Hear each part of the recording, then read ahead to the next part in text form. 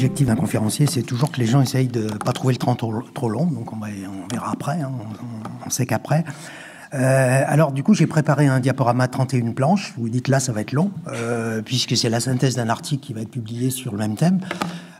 Du coup, je ne vais pas utiliser les 31 planches de slide, je vous rassure tout de suite, mais je vais plutôt en utiliser certaines parce qu'il y a des schémas que je ne peux pas expliquer, en fait. Voilà, la raison très simple. Peut-être que ça vous donnera la possibilité de suivre un peu le déroulement sinueux de ma pensée. Grand plaisir d'être en Bretagne, tout simplement parce que, comme l'a dit Georgette Bréard, depuis longtemps, la région Bretagne se préoccupe de travailler ensemble sur les questions d'orientation. Et d'essayer de co-construire ensemble des choses. Donc du coup, je suis ravi de venir participer à cette rencontre-là, à la fois avec peut-être le fruit de mes travaux, mais aussi le nombre d'interrogations que je peux avoir aujourd'hui sur toutes ces questions qui me paraissent des questions techniquement redoutables. Du coup, l'idée qui était la mienne, alors j'avais deux entrées possibles, c'est on a l'algorithme qui nous a fabriqué un nuage de mots tout à l'heure. Et je me suis dit que je pourrais simplement prendre les 81 contributions du nuage de mots et faire la conférence sur ces mots-là. Et commenter les commentaires. Sauf comme on est une société des opinions et des commentaires, je ne vais pas faire tout à fait ça, parce que du coup, d'un certain point de vue, je vais essayer de démontrer que les questions d'information sont corrélées entre la différence entre le vrai et l'opinion. Donc, du coup, toutes les questions que je vais poser aujourd'hui renvoient à la question de qu'est-ce que ça veut dire aujourd'hui informer les gens de manière objective et rationnelle dans un environnement où la seule chose qui compte, c'est la crédibilité du propos qu'on va tenir. Et il me semble que la question du vrai et du crédible, c'est quelque chose qui va être central dans les questions d'information et d'orientation sur lesquelles on est.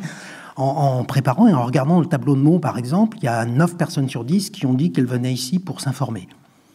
Très intéressant de voir qu'est-ce que veut dire s'informer aujourd'hui. C'est quoi s'informer? C'est transmettre un message, c'est s'approprier un message, c'est utiliser des ressources qu'on va avoir, c'est effectivement les réutiliser dans son quotidien, dans sa vie singulière. On voit bien que ces questions sont tout à fait redoutables. Alors juste en préalable, je n'ai pas commencé ma conférence.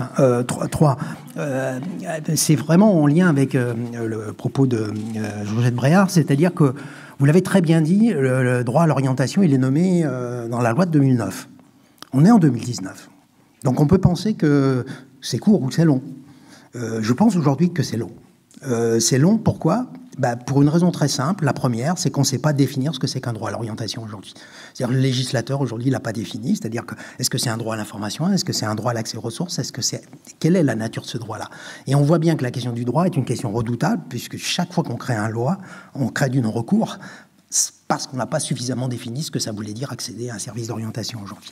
La deuxième question, c'est plutôt celle du réseau. Vous avez vu le nombre dans le nuage de mots, l'intensité de la question du réseau. Et ça pose, pour moi, fondamentalement la question de c'est quoi la différence de se connaître et de travailler ensemble. Et fondamentalement la question depuis 20 ans à peu près, les régions, l'État ont essayé de faire en sorte que les professionnels de l'orientation travaillent ensemble. On y est plutôt bien arrivé. C'est-à-dire que les gens se connaissent. Au café, ils discutent le coup entre eux, mission locale, Pôle emploi, etc. Par contre, est-ce qu'ils construisent ensemble des choses qui seraient de l'ordre d'une communauté de pratique ? Je pense qu'on n'y est pas encore. Le CEP a commencé à pousser des choses par rapport à ça. Et il me semble, dans le propos qui va être le mien, c'est comment on passe d'une logique d'addition de compétences à une logique de coopération entre acteurs. Et il me semble que cette question aujourd'hui est tout à fait redoutable. Et puis, le thème de mon intervention, c'est l'évolution des métiers du conseil. Et j'ai une troisième question, parce que je suis sollicité sur ces questions-là aujourd'hui. Est-ce que c'est un métier ? Et qu'est-ce que c'est un métier ? Et quand on pose la question de est-ce que c'est un métier, on voit bien que du coup, en France, ça va nous renvoyer immédiatement à la question des certifications. Et c'est quoi les certifications aujourd'hui qui qualifient des professionnels de ces métiers-là? Non, on est plutôt dans des structures qui légitiment notre métier et notre activité, mais en même temps, on n'est pas forcément comme une infirmière, comme une aide-soignante, etc. On n'a pas forcément un métier qu'on partage. Or, fabriquer des réseaux avec des gens qui partagent éventuellement des cahiers des charges, mais pas forcément des métiers, donc des règles de l'art partagées, c'est la question sur laquelle je veux venir, pose le problème de la capacité à travailler ensemble. Et ce que j'aimerais, ce que je vais essayer de susciter aujourd'hui, c'est le fait qu'on a un vrai enjeu aujourd'hui de fabriquer de la coopération et de la communauté. Et peut-être que les territoires sont les lieux les plus intéressants pour commencer à le faire, sachant que vous ne m'avez pas attendu et qu'il y a plein de choses qui se font déjà. Donc je vais commencer mon diaporama s'il veut bien marcher. C'est toujours l'angoisse. Donc je vais faire une conférence en 2 temps. Comme ça, vous saurez qu'il y a 2 temps. Et quand vous êtes perdu, je dirais je suis au temps 2. En fait. Mais parfois, je reviendrai au temps 1. Faut pas... Voilà. Et pour parler de l'évolution des métiers, il faut quand même parler un tout petit peu de l'évolution de la société dans laquelle on est. Alors, je vais essayer d'être plus bref sur cette question-là, mais en même temps, parler d'information aujourd'hui sans faire référence aux impacts du numérique, et je dirais plus largement des impacts des usages, parce que c'est pas que le numérique. Le numérique n'est qu'un élément parmi une transformation des usages qui est tout à fait considérable. Donc la question qui va se poser, c'est est-ce qu'on peut les nommer, est-ce qu'on peut les qualifier, est-ce qu'on peut les voir comment ils s'articulent entre eux. Et puis le deuxième temps de l'intervention, ça sera plutôt autour des impacts que ça a sur les métiers de l'information, du conseil. D'ailleurs, j'ai changé ma diapo, j'avais mis information, conseil et accompagnement. Puis je me suis dit, si je rajoute accompagnement, déjà il y a info et conseil qui sont déjà compliqués, si je remets de l'accompagnement, ça va être compliqué pour tout le monde. En sachant qu'au fond, on va de toute façon accompagner les personnes. Donc la question qui va se poser, même dans le registre de l'information, on voit bien aussi qu'on va les accompagner. Donc on a une multiplicité de registres sur lesquels il est parfois difficile d'intervenir. Alors juste, j'ai repris du coup ça vous permet de lire, hein, quand vous ne m'écoutez pas, vous lisez, c'est bien. Je dis souvent, les professionnels de l'orientation, de l'information, ils devraient lire le rapport du Conseil national du numérique de 2016, qui est sorti en janvier 2016, et qui s'appelle les trajectoires professionnelles. Et il commence, du coup, il n'est plus possible de concevoir les trajectoires professionnelles de façon linéaire. La prospective n'a plus l'objet, en gros, les mutations qui vont affecter la génération d'après. Non, c'est tout de suite. C'est-à-dire qu'on est nous-mêmes impactés dans les mutations dans notre propre carrière. Et c'est quelque chose qui est relativement inédit. C'est-à-dire que c'est la première fois dans l'histoire du monde du travail que les transformations en cours sont à un tel niveau de rapidité qu'elles nous impactent nous-mêmes dans notre propre conception du travail. Donc je vous invite simplement à regarder la presse aujourd'hui sur les carrières nomades, sur les slashers, sur la multi-activité, etc. Donc il y a une augmentation du nombre de professionnels qui vont multiplier les activités pour augmenter leur potentiel de revenus, tout simplement, qui fait qu'au fond, les questions d'orientation et de transition professionnelle ne s'opposeront plus jamais de la même manière. Plus jamais de la même manière, mais pour tous les publics. Et c'est là aussi qu'il y a un enjeu tout à fait considérable. Et donc, du coup, juste peut-être dire les enjeux dans lesquels on se situe aujourd'hui, c'est-à-dire, pour moi, il y a un enjeu, c'est que la complexité provoque du non-recours. C'est-à-dire, clairement, aujourd'hui, on a un vrai souci, qui est une question purement d'équité. Je renvoie à la petite vidéo qu'a produit France Stratégie en décembre 2018 sur la question du déterminisme social lié à l'origine et lié à l'éducation. Vous avez 20 fois plus de chances de pouvoir accéder à des revenus élevés si vous êtes fils de cadre que si vous êtes fils d'ouvrier. C'est pas nouveau, c'est pas un scoop. Sauf que l'étude qu'a fait France Stratégie donne le frisson sur le fait que ça bouge pas. C'est-à-dire qu'au fond, il y a à la fois des déterminismes sociaux d'origine qui sont très puissants, mais à la fois un deuxième déterminisme possible, c'est que la complexité va produire du non-recours, c'est-à-dire un certain nombre de personnes qui ne vont pas accéder au droit, du coup qui pose le problème de l'accès au droit. C'est-à-dire qu'au fond, c'est pas que le droit existe ou qu'il n'existe pas qui est la question, c'est que les gens s'en servent. Et que la question du non-recours est une question européenne qui préoccupe tout le monde aujourd'hui, et il y a un vrai enjeu d'équité. Et de mon point de vue, le SPRO est une réponse possible pour contribuer, dans chacun des lieux, pour chacun des citoyens, à accéder à quelque chose qui a de la valeur pour lui et auquel il ne renoncerait pas. Et quelle que soit son origine sociale, encore une fois. La deuxième chose, c'est que je ne voudrais surtout pas faire l'impasse quand même. On est dans un moment où nos métiers sont impactés par une réforme considérable.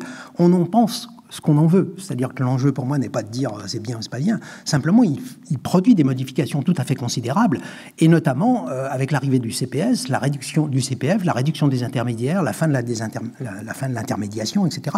Elle dit quelque chose de très important sur le fait que l'usager est capable de lutter lui-même contre les déterminismes, il est capable de s'orienter lui-même, puisqu'on va mettre à sa disposition des ressources pour s'émanciper et pour éviter des doubles déterminismes. Je reprends finalement la conférence au Sénat de Muriel Pénicaud, qui dit exactement la même chose, c'est-à-dire au fond, il y aura plus de liberté s'il y a moins d'intermédiaires.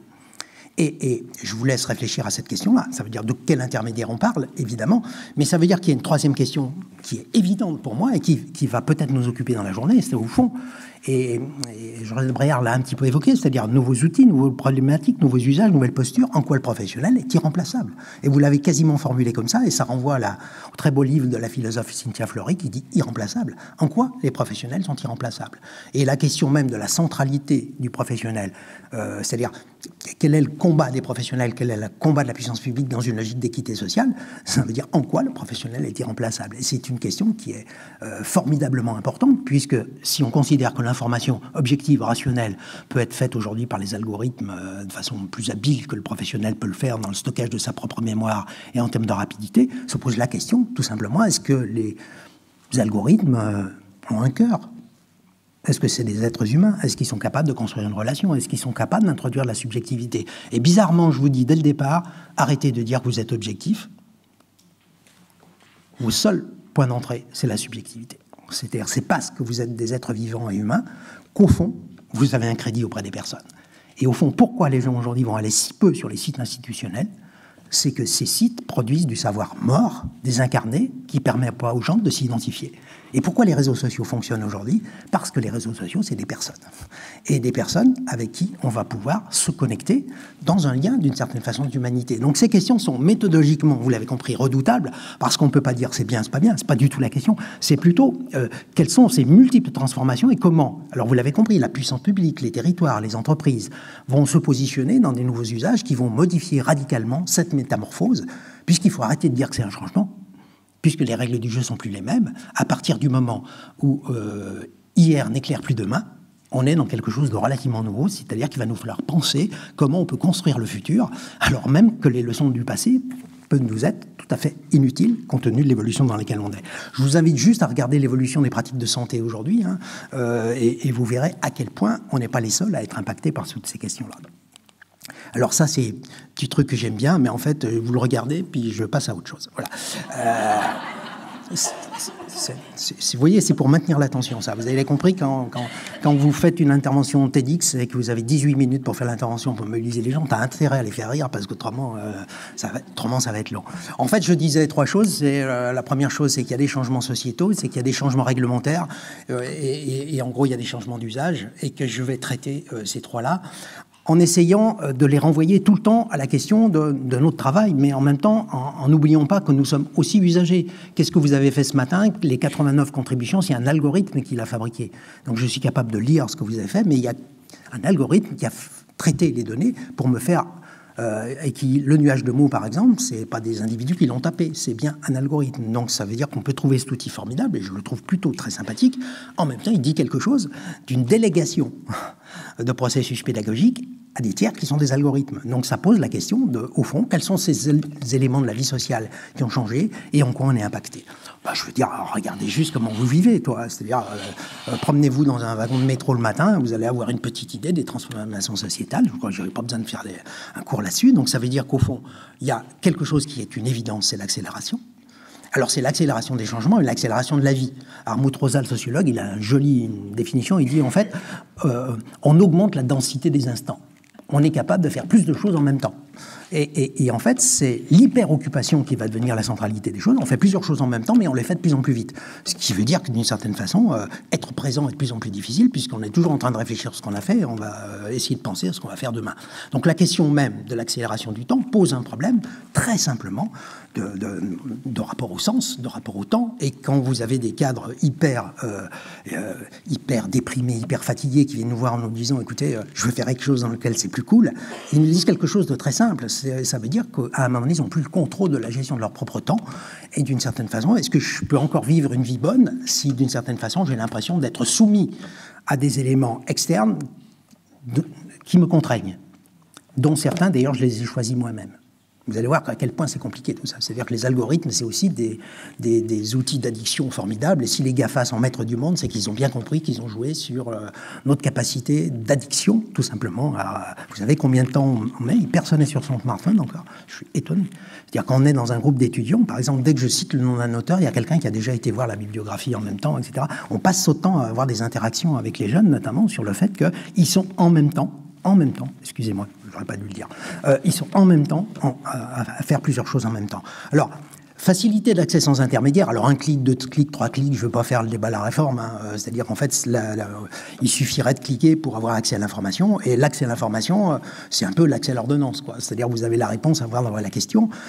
Donc, il y a une espèce d'obsession de la facilitation aujourd'hui qui pose le problème qu'il y a une simplification de tous les mécanismes complexes qui fait qu'à un moment donné, on a parfois l'illusion que parce que ça va vite et qu'on y accède facilement, ça va être pertinent. Et vous verrez que le grand débat qu'on a dans les activités de conseil, c'est qu'au fond, il y a une vraie volonté de l'usager, et vous l'avez dit, d'accélération, d'accéder le plus vite à des informations, mais que la question de la pertinence, elle n'est pas traitée par les algorithmes. Donc ça pose la question de, pas parce que je vais vite à une ressource, que cette ressource est pertinente dans ma propre situation.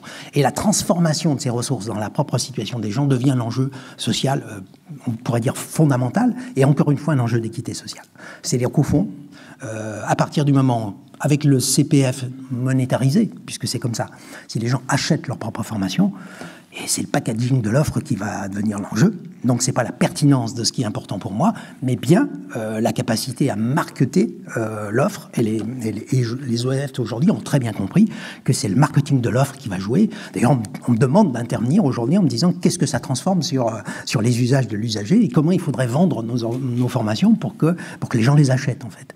Et c'est très étonnant. C'est-à-dire qu'il faudrait d'abord que les gens achètent la formation, que ce soit pertinent pour eux et pas forcément la question fondamentale. Donc, ça pose un problème, encore une fois, vous l'avez compris, d'efficience. Est-ce qu'on va dépenser de l'argent parce que les organismes de formation sont capables de promouvoir avec pertinence leur offre, ou est-ce qu'on s'intéresse à la question de la pertinence, ce qu'on appelle la pertinence singulière, est-ce que c'est pertinent pour les personnes? Algorithme, je n'ai pas besoin d'y revenir. Disruption, hier n'éclaire plus demain. Alors, si vous regardez aujourd'hui le nombre de livres sur la disruption, je suis désolé d'utiliser ce mot, hein. Agilité et disruption, c'est les mots les plus utilisés dans les tweets aujourd'hui. Hein. C'est-à-dire qu'en fait, tout le monde disrupte. Alors, la disruption, c'est quoi ce truc bizarre?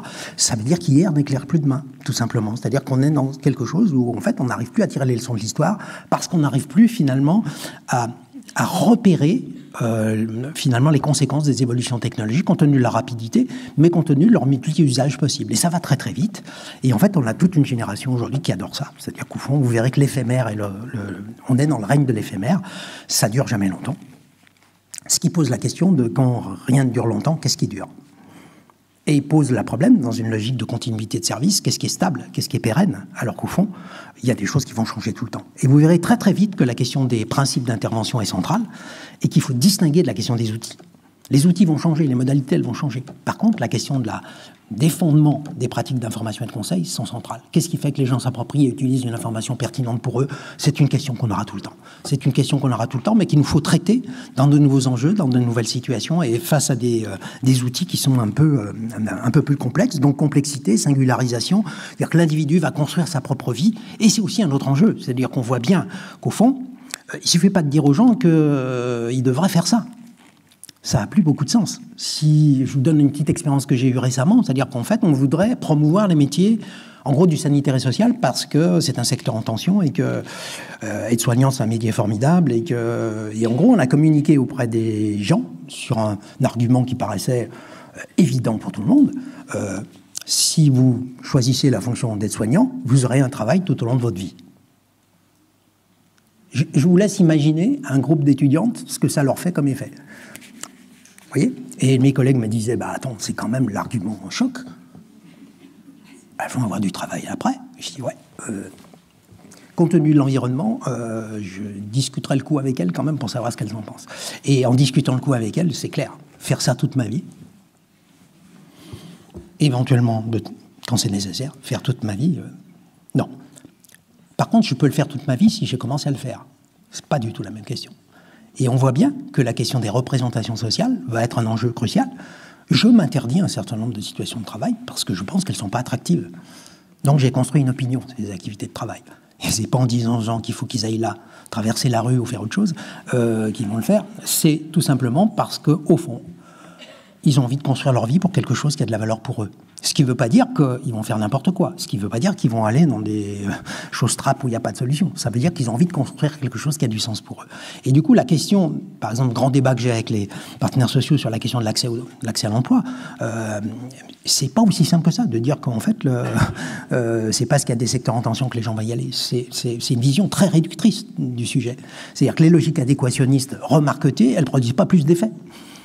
Elles sont juste remarquetées avec un algorithme, mais elles ne produisent pas plus d'effets. C'est-à-dire qu'au fond, elles ont le sentiment d'être attentatoire à la liberté de l'individu. Donc, d'une certaine façon, là, en gros, vous arrivez aujourd'hui, encore une fois, algorithmé, remarqueté, des pratiques adéquationnistes qui sont juste remises en forme, mais qui sont des pratiques adéquationnistes. Je vous envoie juste à un rapport assez sidérant de l'OCDE qui a produit un rapport qui s'appelle les bonnes compétences et il y a un petit chapitre que j'ai extrait et qui s'appelle les conseillers en évolution professionnelle devraient s'informer sur les métiers en tension pour pouvoir informer et orienter les gens vers les nouvelles et les bonnes compétences. C'est écrit comme ça.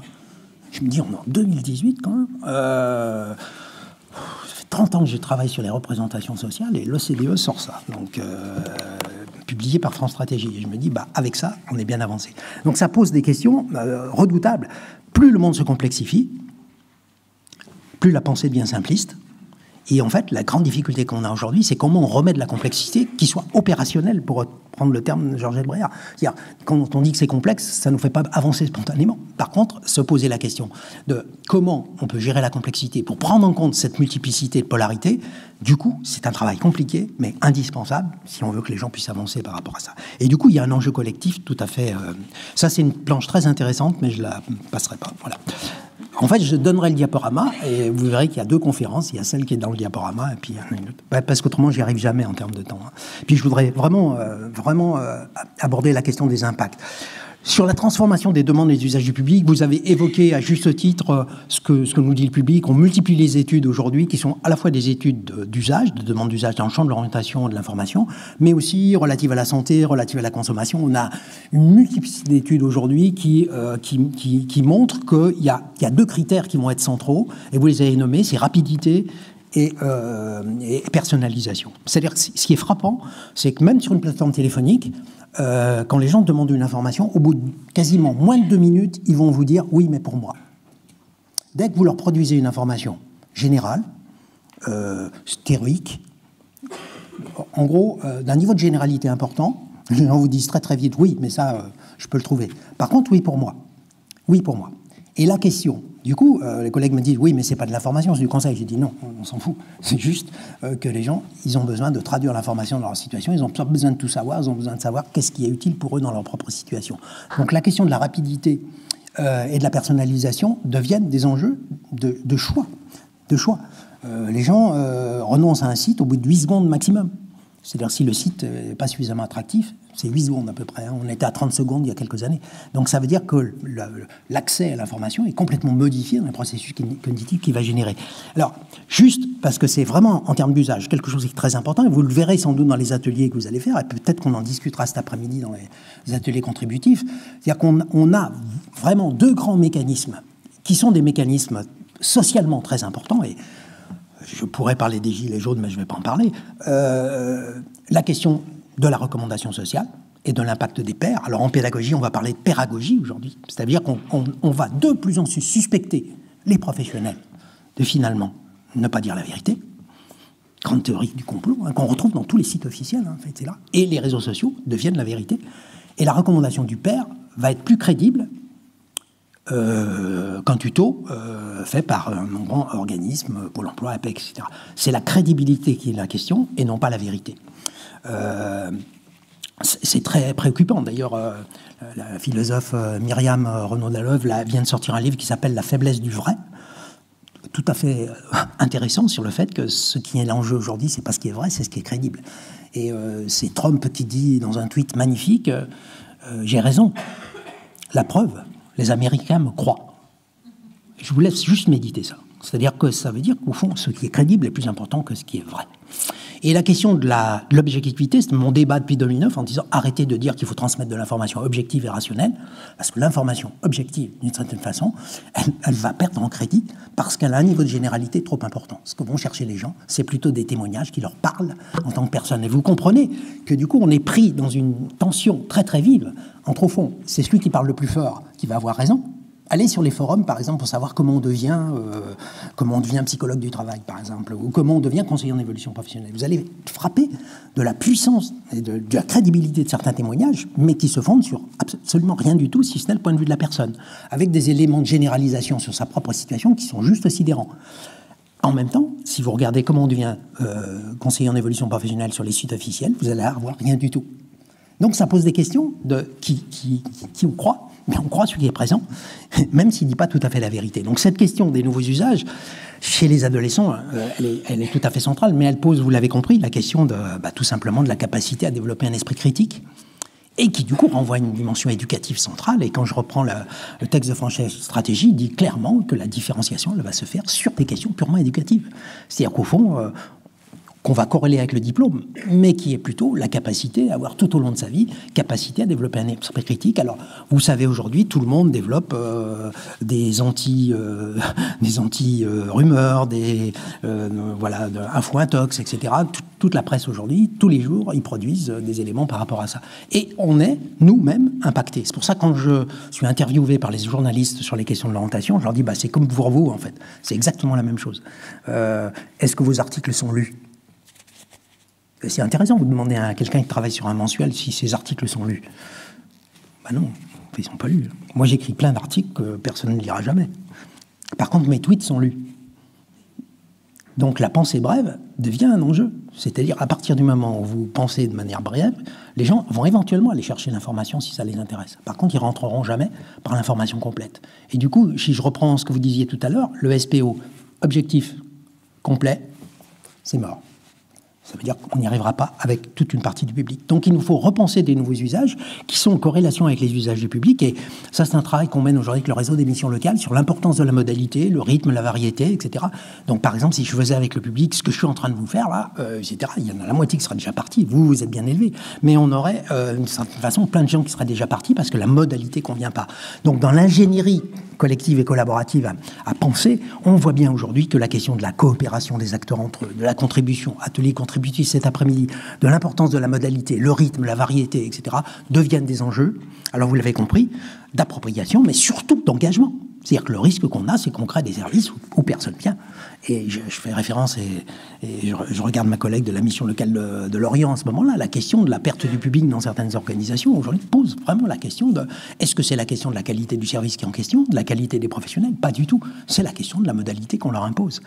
Si les gens ont un choix sur la modalité, ils vont venir. S'ils n'ont pas de choix sur la modalité, si la modalité convient, ils viendront. Si la modalité ne convient pas, ils ne viendront pas. Et du coup, c'est très perturbant, parce que nous, on a beaucoup parlé des besoins de l'utilisateur, et on s'est peu intéressé à la question des usages des personnes, et qu'est-ce qui fait qu'ils y vont? Ben, vous allez vite voir que si vous avez la possibilité d'acheter un produit avec 3 modalités de paiement différentes, vous augmentez la potentialité de l'acheter. Si vous avez 4 modalités de livraison, vous augmentez la possibilité de l'acheter. Et en fait, les jeunes ont intégré les stratégies de marketing, c'est-à-dire que s'ils ont le choix de la modalité, ils choisissent le service où il y a plusieurs modalités. Et c'est très préoccupant parce que moi qui suis plutôt psychologue à l'origine, qui n'ai jamais fait du marketing, on voit bien arriver quelque chose autour d'un marketing de l'offre. Je déteste le mot, mais en même temps qui correspond à ça. C'est-à-dire qu'au fond, packager l'offre devient un enjeu d'affiliation des personnes par rapport à tout ce qu'on a pu dire jusqu'à présent. Alors ça, j'arrive à 1,3, hein, donc j'approche du 2. Hein. Il n'y a que 1,5, je vous rassure. Et du coup, le développement du numérique, alors, on peut le traiter de milliards de façons, et je ferai une petite synthèse sur les grandes transformations qui sont liées au numérique lui-même. Mais c'est un chercheur qui s'appelle Frédéric de Gries, qui est belge, qui s'est intéressé pourquoi les GAFA sont les GAFA, en fait, pourquoi ils sont aujourd'hui maîtres du monde. Et en fait, il s'est intéressé au développement du numérique, et il a croisé, en fait, un certain nombre de paramètres sociétaux d'évolution technologique.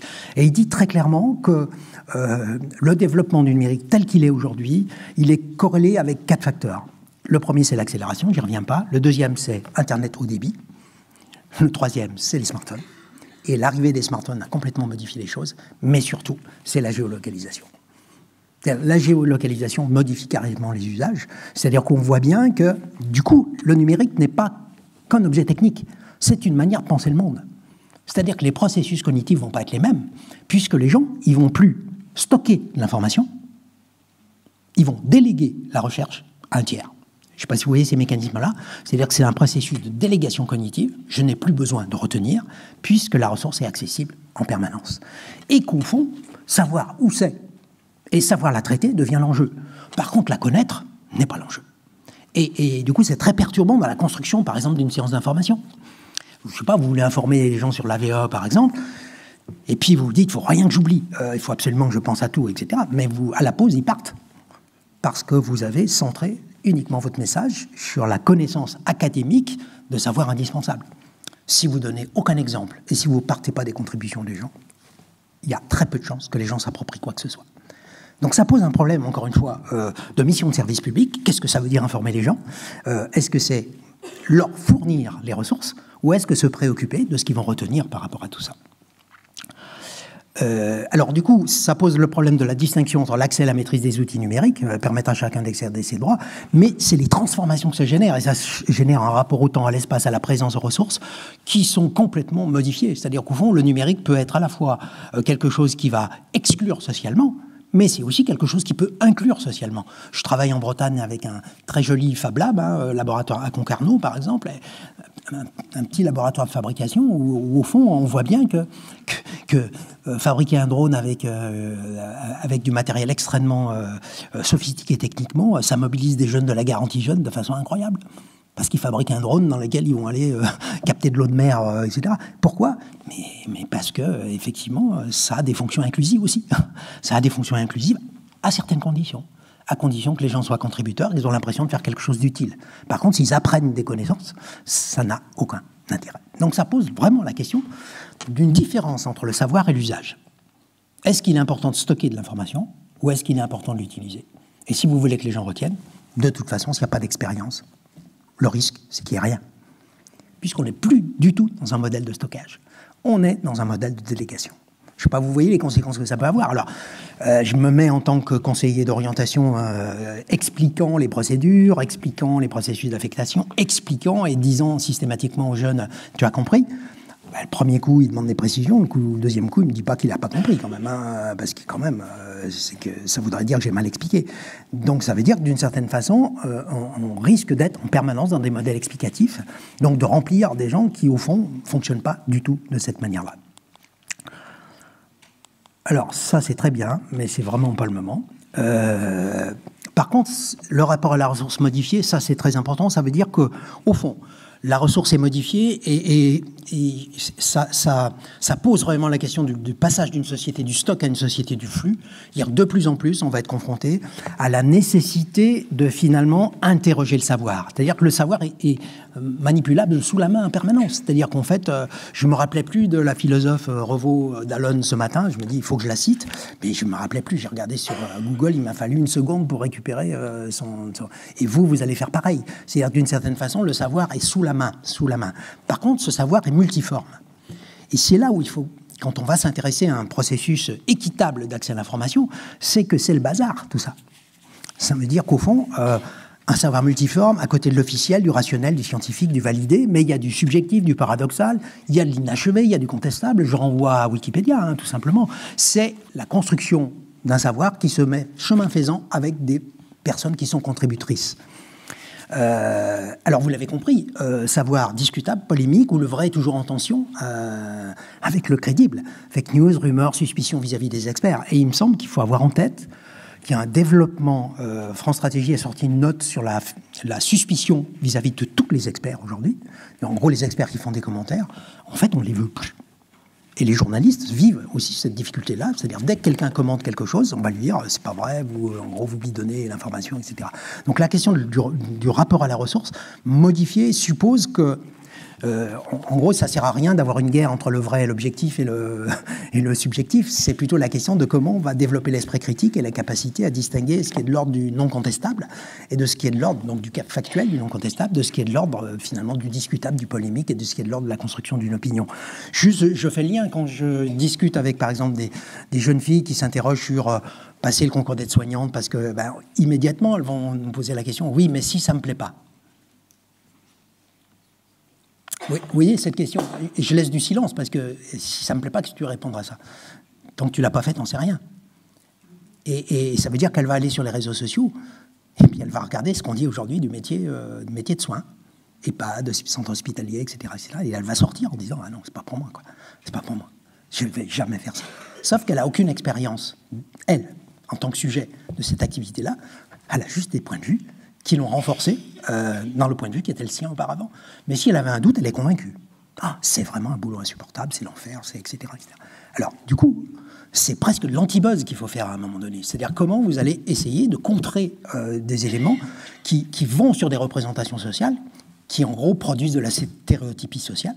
C'est-à-dire qu'il y a des métiers, aujourd'hui, dont la réputation est désastreuse, alors même que c'est des boulots dans lesquels on peut avoir une vie parfaitement réussie, etc. Donc ça pose la question, au-delà du contenu objectif des activités de travail, de ce qu'on appelle la dimension réputationnelle. Je déteste ce mot, mais en même temps, il dit quelque chose de ce qui est en train de se jouer. Les activités ont un hit parade.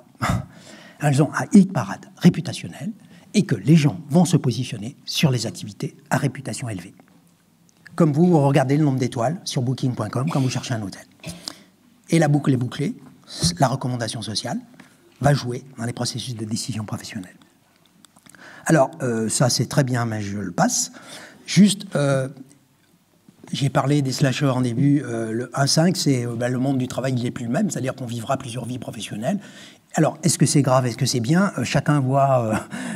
On a le bouquin sur les slashers. Il y a une sociologue qui a étudié beaucoup de ce qu'on appelle les slashers. Slash, ça veut dire les gens qui ont plusieurs activités en même temps et qui construisent leur vie dans une logique de nomadisme, c'est-à-dire qu'ils construisent le fait que, de toute façon, aucune entreprise les gardera tout au long de leur vie. Donc, ils ont plutôt intérêt à faire ce qui se présente et en tirer les bénéfices, à apprendre des choses tout au long de leur vie. Et les slashers c'est intéressant parce que jusqu'à présent, ils étaient désignés comme plutôt des gens instables, des gens, etc. Et aujourd'hui, c'est plutôt ils sont plutôt en haut, réputationnellement, on dit les slashers, finalement, c'est eux qui ont à peu près compris le monde, c'est-à-dire qu'au fond, ils savent qu'au fond, il ne faut rien attendre des organisations, puisque les organisations vont chercher à nous garder, mais quand elles n'auront plus besoin de nous, elles vont nous lâcher. Donc, d'une certaine façon, on revient dans les grands débats sur ce qu'on appelle les boundaryless careers, les carrières nomades, c'est-à-dire la capacité à avoir des carrières sans lien, les gens qui vont eux-mêmes s'affranchir d'un lien à l'entreprise, puisque le lien de pérennité, il est plus garanti sur la durée, je vais remettre le lien de mon propre point de vue et développer des compétences devient l'enjeu central. Du coup, on revient à la question de la société des compétences, c'est-à-dire que si je veux évoluer professionnellement, c'est la variété de mes expériences et ma capacité à développer des compétences tout au long de la vie qui va être un enjeu. Et vous avez compris que là encore, il y a une discrimination sociale, c'est-à-dire que les slashers qui ont choisi, c'est pas les mêmes que les gens qui ont subi le processus de précarisation du travail. Et quand je dis ça, les gens me disent, oui, mais vous faites l'apologie de la précarité. Surtout pas. C'est-à-dire que ce mécanisme-là, c'est un mécanisme que tu choisis, que tu subis. Toute la question de savoir, c'est est-ce qu'il est normal? Donc ça nous réinterroge sur la mondialisation aujourd'hui et sur l'évolution du monde du travail. Il y a des choses beaucoup plus considérables sur, au fond, c'est quoi une société équitable? Qu'est-ce qui fait qu'on partage des valeurs communes? Comment on accompagne les personnes tout au long de leur vie? Comment on peut essayer de penser le système de retraite alors que les gens qui vivent aujourd'hui vont tous vivre jusqu'à plus de 100 ans? Enfin, vous voyez, toutes les questions sociétales sur lesquelles on est aujourd'hui. Et ça va nous déprimer. Donc, Georgette m'a dit ce matin, il faut pas nous déprimer. Donc, voilà. Et il y a 4 grandes transformations, je les passe très vite. Ceux qui sont intéressés pourront lire mon article, très intéressant mon article. Personne ne le lit. Modification du rapport à la ressource. Ce qui veut dire, juste dans la colonne en face, on dit l'enjeu, c'est plus l'information, c'est la médiation de l'information. Ça veut dire que, globalement, il y a une vraie question autour de... Alors, on parle dans notre jargon aujourd'hui de design de l'information. Moi, je parle plutôt de mise en scène. Je trouve que mettre en scène l'information, c'est un enjeu. Et vous ne m'avez pas attendu. La région Bretagne fait plein de choses là-dessus. Et je pense qu'il y a des choses encore à construire ensemble. L'usager s'affranchit progressivement du pouvoir de l'expert. Voilà, patient-expert, hein, pour les gens qui suivent un peu le monde de la santé, par exemple.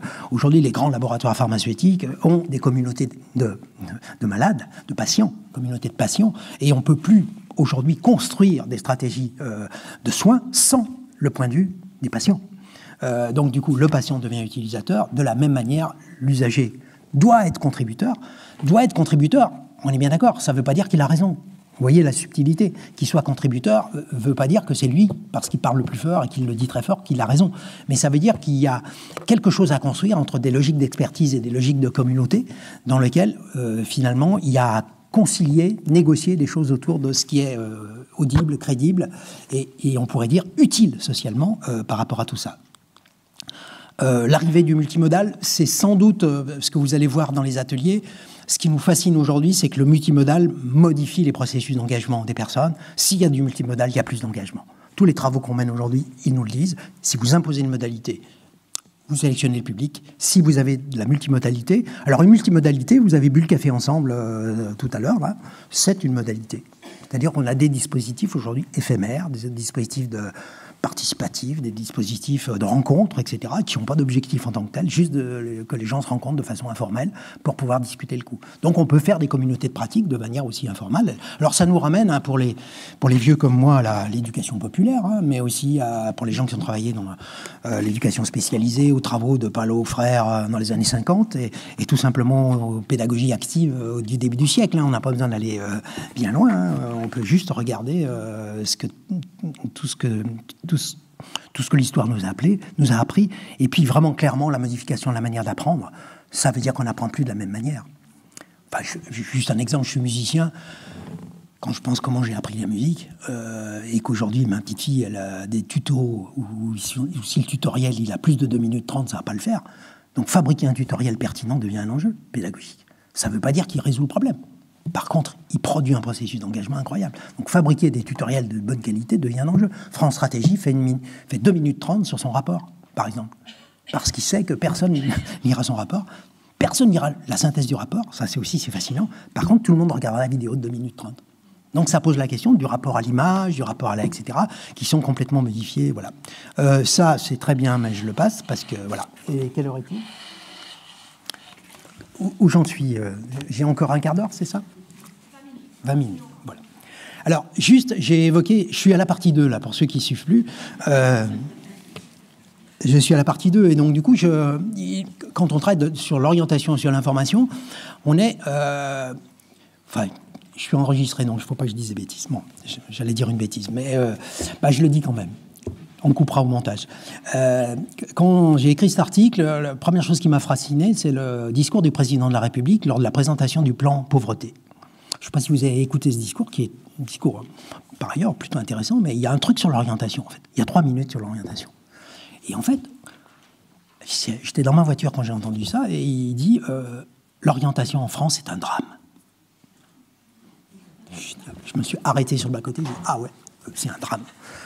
Et du coup, je me suis dit, qu'est-ce qu'il y a un drame, en fait, et de quoi on parle. Et en fait, en reprenant sa conférence, et puis tout ce qui avait été dit autour, on voit bien qu'il y a finalement une vision assez commune, que le fait que c'est sinistre, que rien ne se passe, que c'est le maillon faible, etc.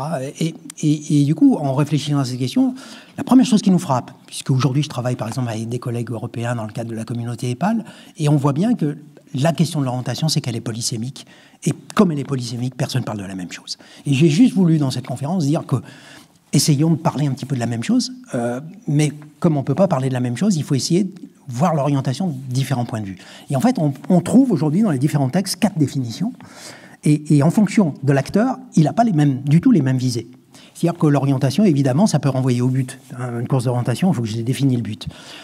S'orienter, ça peut être construit aussi dans une logique de parcours. Si on considère, et je discutais avec la collègue de l'APEC, si on considère aujourd'hui que d'accompagner des cadres, par exemple, c'est les aider à construire un parcours dans une logique plutôt préventive, de saisie des opportunités, c'est pas tellement la construction du but qui va être l'enjeu, mais plutôt la capacité à veiller sur les opportunités, à capitaliser son expérience. Donc la question du parcours devient un objet de travail en tant que tel. La troisième chose, et qu'on a beaucoup dans les pratiques d'orientation, notamment le CEP, c'est la question du sens. Quelle signification de faire ça aujourd'hui ? C'est-à-dire, au fond, pourquoi je fais ça ? Avec des gens qui me disent aujourd'hui, ça fait 20 ans que je fais ça, et pourquoi je le fais ? C'est-à-dire, comment je peux construire un sens au sens de la signification de la vie dans laquelle je suis ? Puis, quatrième définition, que l'Europe a saisi, par exemple, en disant on a une responsabilité collective autour de s'orienter tout au long de la vie. C'est comment on développe la capacité à s'orienter tout au long de la vie. Et aujourd'hui, en fonction des acteurs, ce qui est très intéressant, parce que je discute avec les partenaires sociaux sur les questions d'orientation, par exemple, on voit bien qu'il n'y en a pas un qui parle de la même chose. Et quand vous êtes sur un territoire, par exemple, avec des acteurs de l'entreprise, quand vous êtes avec des acteurs partenaires sociaux, etc., vous voyez bien qu'on a un débat sur la sémantique. Et ce débat, il faut qu'on l'ait. Il faut qu'on l'ait, c'est-à-dire que ces 4 définitions sont parfaitement respectables et que quand un chef d'entreprise nous dise « moi, je n'arrive pas à trouver des salariés aujourd'hui », c'est entendable. Yann Le Bosset dirait « tous les enjeux sont légitimes », mais ça ne veut pas dire qu'on va construire le dispositif d'orientation uniquement pour alimenter les secteurs en tension. Par contre, on va le prendre en compte. Donc cette question-là, il faut la traiter de manière un peu systémique en disant « élargissons notre point de vue » et au fond, que l'individu soit au courant des secteurs en tension me paraît le minimum d'équité qu'on puisse lui transmettre. Après qu'il en fasse le choix et qu'on l'incite à le faire, c'est pas du tout la même question. Ça pose la question de la responsabilité tout à fait individuelle.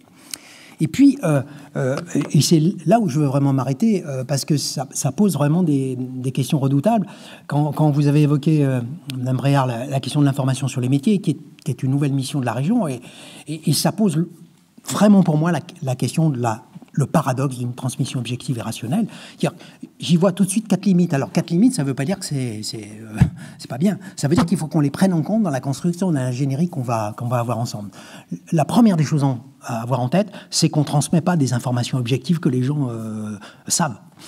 On est sur le registre des représentations. Donc une représentation, c'est à la fois une construction qui est à la fois sociale et subjective. Je construis une représentation au regard du message qui m'est transmis, et ces représentations sont toutes différentes. Ça fait 40 ans où dans les métiers de l'orientation, on travaille sur les questions des représentations des métiers. Je suis quand même assez estomaqué aujourd'hui de voir que c'est comme si on n'avait rien fait, quoi. C'est-à-dire qu'au fond, la question des représentations des métiers, personne ne la traite comme une représentation. On pense aujourd'hui qu'il suffit qu'on mette une vidéo sur les métiers pour que tout à coup, par espèce de capillarité, les gens vont, tac, il y aurait un truc dans la tête objectif qui dirait le métier, c'est ça. Non, c'est une construction sociale. C'est-à-dire que c'est une construction sociale qui renvoie aussi à la manière dont je fais une interaction avec ce milieu social. Et ça veut dire qu'au fond, qu'il y a quelque chose autour de cette intermédiation qui va devenir un objet de travail collectif central. La deuxième chose, c'est que ces représentations sociales, elles renvoient à des critères qui sont extrêmement difficiles à faire bouger. Et il y en a 2 qui sont très difficiles à faire bouger, qu'on connaît depuis 40 ans. C'est l'attractivité et le prestige social. Et le deuxième, c'est le sexe des professions. C'est les plus difficiles à faire bouger. Goffredson, chercheur, a montré qu'à 4-5 ans, on commence à les construire. C'est-à-dire qu'il y a des métiers prestigieux et des métiers pas prestigieux. Donc du coup, considérer qu'il suffit de faire une promotion avec des flyers pour dire un métier, il est super, parce qu'on pourra avoir du travail avec, c'est sans doute inadéquat aujourd'hui, parce que c'est pas du tout comme ça que ça fonctionne. Mais un troisième paramètre, et qui est peut-être central aujourd'hui, c'est-à-dire que les représentations du travail sont de plus en plus éloignées de la réalité du monde du travail, tout simplement parce que le travail est invisible. Et on mène par exemple des expérimentations avec du réseau d'émissions locales aujourd'hui où on emmène des groupes de jeunes sur des zones industrielles avec le seul objectif, c'est d'ouvrir les portes et d'aller voir que font les gens. Il y a une invisibilité totale de ce qu'il y a derrière les murs. Et en fait, on a l'entreprise qui est plutôt ouverte à ça. C'est-à-dire qu'au fond, qui est plutôt ouverte à ça. Ça veut dire qu'on prend sur un territoire, on demande aux jeunes quels sont le nombre de métiers qu'ils connaissent sur le territoire qui seraient éventuellement possibles pour un jeune. Première question qu'on pose. Vous les comptez. Juste. Et puis vous comparez avec les emplois aujourd'hui où sont les jeunes. L'écart est juste sidérant, c'est-à-dire qu'au fond, il y a une construction de stéréotypie sociale sur les métiers accessibles et possibles pour certains publics, sur certains territoires, qui est forcément auto-limitée. Donc la question du développement de la curiosité devient un enjeu. Ça ne veut pas dire qu'il faut promouvoir les métiers, ça veut dire que simplement avoir connaissance de l'existence que des jeunes travaillent dans ces environnements-là est une information comme une autre. Que les gens s'en saisissent ou pas, c'est pas du tout la question. Et il ne s'agit pas là de dire adaptez-vous à l'environnement, etc. C'est juste de dire on a besoin de savoir, on a besoin d'un répertoire de réponses pour avancer par rapport à ça. Et donc, du coup, vous avez compris, et je le dis depuis le début, ça veut dire qu'on construit des opinions. On construit des opinions sur les métiers.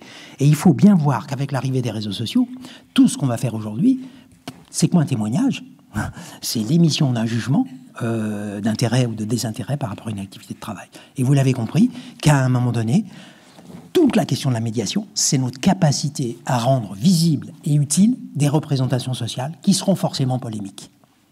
Il faut accepter la dispute, il faut accepter qu'on soit pas d'accord. C'est le seul moyen de faire bouger les représentations. S'il n'y a pas de dissonance cognitive, s'il n'y a pas de conflit de représentation, il y aura de la stéréotypie et il y aura de la consonance. Je ne retiens que ce qui est conforme. C'est un des premiers biais cognitifs qu'on connaît depuis 30 ans. Je ne retiens que ce qui est conforme à mes représentations, à mes propres opinions. J'ai besoin d'une controverse avec quelqu'un de crédible pour pouvoir évoluer dans mes représentations. Donc, ce que je dis souvent aux collègues, c'est de dire il nous faut créer des espaces de controverse sur les territoires, avec les entreprises, avec tous les acteurs du territoire, pour avoir une visibilité partagée des avantages et des inconvénients des secteurs professionnels, des formations, etc. Mais arrêter de penser les choses de manière clivée, c'est bien, c'est pas bien, parce qu'on renforce nous-mêmes la stéréotypie sociale.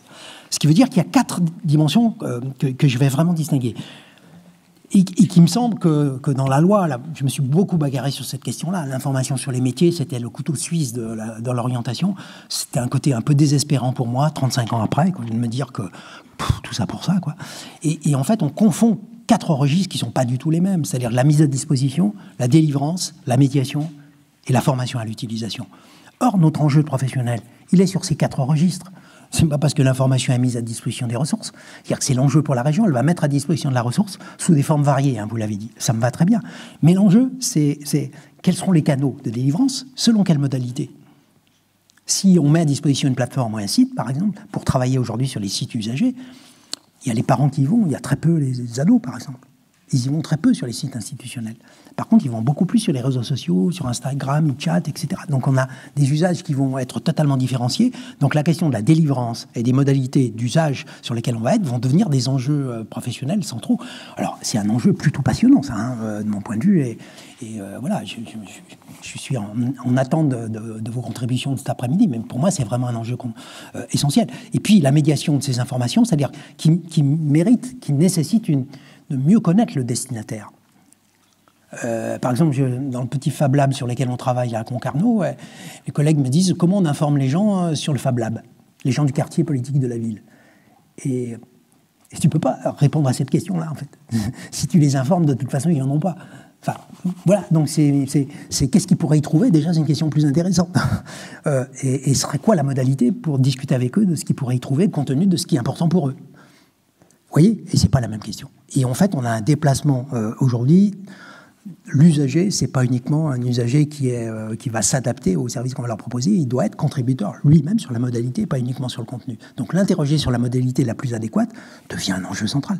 C'est-à-dire qu'au fond, c'est parce qu'on a le souci du destinataire final et de ses propres usages qu'on va générer sans doute de la liberté et de l'équité. Et formation à l'utilisation des processus de recherche. Alors en sachant que pour nous c'est compliqué aujourd'hui parce que ma petite fille me forme à des trucs auxquels je comprends rien, quoi. Donc on est tous incompétents sur un certain nombre de choses qui apparaissent aujourd'hui et on est confrontés sans arrêt à notre propre relation nous-mêmes subjective avec ces outils. Alors vous avez votre collègue qui chatte toute la sainte journée, qui tweet toute la sainte journée, qui est toujours sur les réseaux sociaux. Puis vous, faire un tweet, ça vous prend 14 minutes déjà pour enlever toutes les fautes d'orthographe, etc. Alors vous le voyez sur son smartphone comme un fou, vous lui dites « je suis plus de ce monde-là, vivement la retraite, etc. » Ça va pas le faire. Et on voit bien qu'on a quelque chose sur nos propres usages nous-mêmes. Sur cette question, on y croit pas, on est à l'aise, on n'est pas à l'aise. Et on y est, quoi. C'est-à-dire qu'on ne peut pas dire aujourd'hui « je m'en occupe pas ». C'est un usage. C'est un usage. Le smartphone modifie radicalement les processus par rapport à ça. Alors, dans les 5 minutes qui me restent, enrichir les représentations sur les métiers, ça veut dire, et je l'ai un peu dit, ça veut dire que sortir des descriptifs factuels, savants, détaillés, centrés sur l'activité. J'ai un vrai souci aujourd'hui, ça fait 30 ans que je travaille sur l'information sur les métiers. Et j'en arrive à la conclusion qu'il ne faut plus informer sur les métiers. Vous allez me dire tout ça pour ça. Par contre, il faut informer sur les vies professionnelles. En gros, il faut de l'histoire, quoi. Enfin, quand on regarde aujourd'hui le design de service, le storytelling, c'est-à-dire à partir du moment où quelqu'un va nous parler de la vie qu'il occupe dans son activité, du coup ça devient vivant, ça devient intéressant. Et c'est bien sûr le témoignage, mais ça peut être des rencontres, ça peut être une plateforme communautaire, ça peut être tout ce qu'on veut en fait. Ça peut être des espaces réguliers dans lesquels vous invitez tout simplement les gens à venir parler de leur vie professionnelle. Je dis mais qu'est-ce qu'on s'embête à fabriquer des outils de temps en temps, hein. On a la vie professionnelle des gens, ça peut tout à fait suffire, hein. Vous les mettez dans une salle et vous discutez le coup avec eux sur qu'est-ce qu'ils croyaient et qu'est-ce qu'ils ont fait. Juste ça peut nous avancer beaucoup dans le travail lui-même. Donc ce qui nous intéresse beaucoup aujourd'hui, c'est qu'au fond, on sort de logique un peu linéaire pour se dire, au fond, qu'est-ce qui parle? Qu'est-ce qui parle? Les gens parlent aux gens. Donc du coup, comment on fait en sorte que quelque chose, une dimension un peu dialogique peut se construire autour de la question des parcours professionnels, sont des choses tout à fait intéressantes.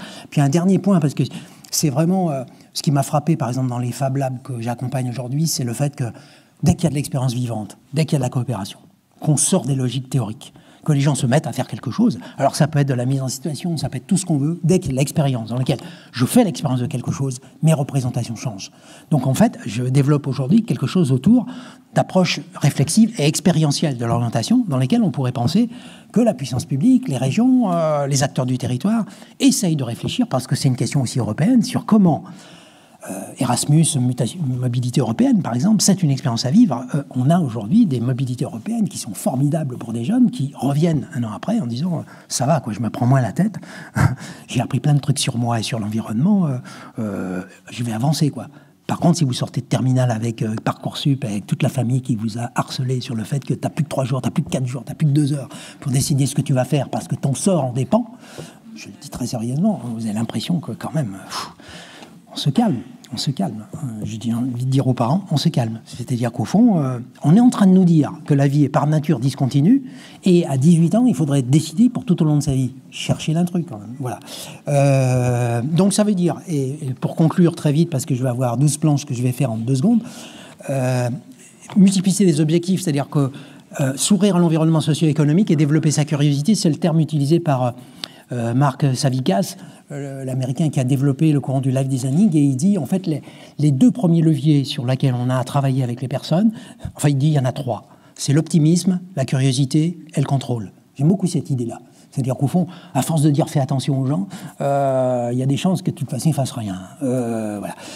Et du coup, l'optimisme, la curiosité, alors on ne rend pas les gens optimistes, par contre on peut mettre en place des processus dans lesquels ils s'ouvrent à l'environnement, et la curiosité est quelque chose de tout à fait intéressant. Et le contrôle, ça veut dire sur quoi j'ai prise. Et c'est très intéressant, notamment quand on travaille sur des publics qui peuvent être éloignés des systèmes de qualification, de la formation. Enfin, j'ai un vrai souci aujourd'hui sur le PIC, par exemple, sur le fait de mettre des moyens financiers sur de la formation, persuadé que les gens pensent que la formation sera la clé d'entrée pour l'accès au travail. On va au-devant de difficultés. C'est-à-dire, c'est pas parce qu'il y aura de l'argent pour la formation que les gens vont forcément aller sur la formation. On a eu l'exemple sur le plan 500 000. On voit bien aujourd'hui que c'est beaucoup plus compliqué que ça. Donc ça veut dire faciliter l'engagement des gens, essayer de mettre en place quelque chose qui produit de la curiosité, c'est quelque chose qui peut être tout à fait intéressant et pertinent. Il doit me rester 2 minutes, c'est ça, Ça, c'est vraiment pas bien, ça. Et je voudrais terminer sur la question des responsabilités, parce que ça pose la question en gros, et nous dans tout ça. Ça veut dire que vous voyez bien que aider les personnes à faire des choix éclairés, mettre à leur disposition, faciliter l'appropriation des informations, leur permettre d'exercer leur libre choix, en sachant que la liberté de choisir, elle est toujours contingente aux ressources. On est bien d'accord, hein, il n'y a pas de liberté de choisir comme ça, hors sol. Elle est toujours contingente aux ressources.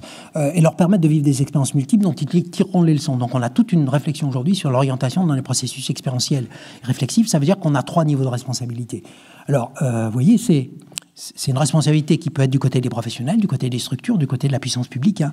C'est bien sûr la question de la qualité des sources. Et dans la qualité des sources, ça introduit des éléments subjectifs. Avoir le point de vue de professionnels avisés est intéressant, même s'ils ne sont pas objectifs.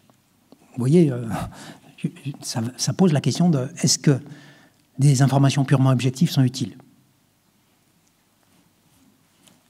Allez sur un site de la VAE, par exemple, regardez toutes les informations objectives et regardez si elles vous aident, vous.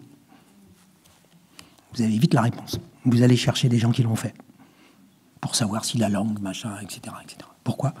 Parce que les informations d'usage ne sont jamais fournies.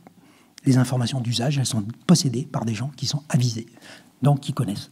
Ça peut être un FONGECIF, ça peut être une mission locale, ça peut être l'APEX, ça peut être un coordonnateur de la région, je ne sais pas, quelqu'un détient cette information, il faut le trouver.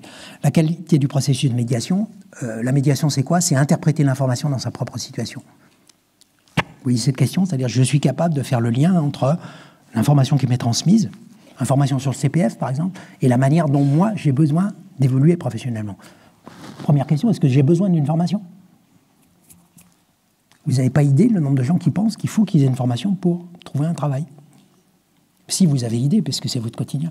Donc ça pose la question de la pertinence du choix, non pas uniquement de la formation, mais de la pertinence du choix d'une formation dans des parcours professionnels ou dans certaines situations, peut-être qu'on peut trouver un travail territorialement qui n'est pas appréciable pour nous dans un premier temps, mais qui opérationnellement peut être perçu comme utile à un certain niveau. Donc, variété des expériences à vivre proposées, c'est quelque chose qui est relativement nouveau dans les questions d'orientation. Quand on regarde l'histoire de la psychologie de l'orientation, c'est relativement récemment qu'on s'est commencé à s'intéresser aux approches expérientielles de l'orientation. En gros, en se disant, arrêtons de demander aux gens ce qu'ils veulent, donnons-leur l'occasion de vivre des expériences dans lesquelles ils pourront reproduire des choses dans leur environnement. Puis j'ai une dernière planche que j'aime bien quand même. Voilà. Ça veut dire qu'on a ensemble des nouvelles ingénieries à construire, ça veut dire un travail coopératif à développer, une médiation territoriale à poursuivre avec tous les acteurs, entreprises, usagers, réseaux, et je mets tous les acteurs, l'entreprise aussi. Tout le monde a des choses à dire par rapport à ça, et il y a quelque chose comme un professionnalisme à entretenir et développer. Alors j'ai un grand débat avec les professionnels du conseil qui me disent « oui, mais nous on est professionnels ». Et j'ai envie de leur dire, oui, moi aussi je suis professionnel, mais j'ai l'impression que j'apprends tous les jours et que ma propre conviction, elle est tout le temps mise en tension par rapport à des choses que je découvre. Donc la question dans laquelle on est, c'est plus uniquement nous connaître mieux, c'est développer quelque chose comme de l'intelligence collective au plus près des territoires et impliquant tous les acteurs, passer d'une logique partenariale à des approches de réseau coopératives. Et du coup, ça renvoie au nuage de points que vous avez vu tout à l'heure. Vous avez vu, il y avait écrit en gros réseau, etc. Puis moi qui ai des lunettes, j'ai regardé ce qu'il y avait écrit, et puis il y a un petit truc, il doit y avoir qu'une personne qui a mis ça. Et il y a quelqu'un qui a écrit « coquille vide ». Et je me suis dit, je pourrais faire ma conférence autour de coquille vide, en fait, parce que ça pose la question de la coquille vide. Ça me va bien comme idée, c'est comment on va la remplir ensemble. Et du coup, ça, c'était pas du tout intéressant. Mais je voudrais terminer par par ça. Ça veut dire que je reboucle la boucle sur la question de l'irremplaçabilité. C'est-à-dire que les métiers du conseil de l'accompagnement, ils vont être menacés par les logiques des algorithmes. Arrêtons de dire qu'ils ne nous menacent pas, ils nous menacent. C'est clair. Ça veut dire que, est-ce qu'on est capable de faire ce que font les algorithmes? Non. Et ils peuvent nous aider? Oui. Donc, ce n'est pas une opposition l'un contre l'autre. On a une deuxième évolution, c'est la recommandation sociale. Tout le monde devient journaliste, tout le monde devient conseiller. Est-ce qu'il y a une expertise du conseil qui est aujourd'hui légitime? Oui, c'est mon point de vue. Et pour reprendre ce que dit Cynthia Fleury, c'est justement cette capacité à interpréter les données dans la situation de la personne, avec cette même personne partie prenante de la décision, et à construire avec elle des expériences apprenantes potentielles. Ça veut dire que c'est notre propre subjectivité, notre capacité à être ancré avec la personne sur la situation qu'elle vit et d'être d'une certaine façon en résonance, en écoute à sa propre situation qui nous rend irremplaçables. Et pour terminer par la jolie formule de Cynthia Fleury, la philosophe, dans son édito de lundi, elle dit en fait, on a un problème. On n'a plus de communauté de destin. Donc il nous faudrait peut-être, ensemble, essayer de voir comment on peut avoir une communauté de praticiens pour permettre aux gens de vivre une vie qui a de la valeur à leurs propres yeux. Merci beaucoup.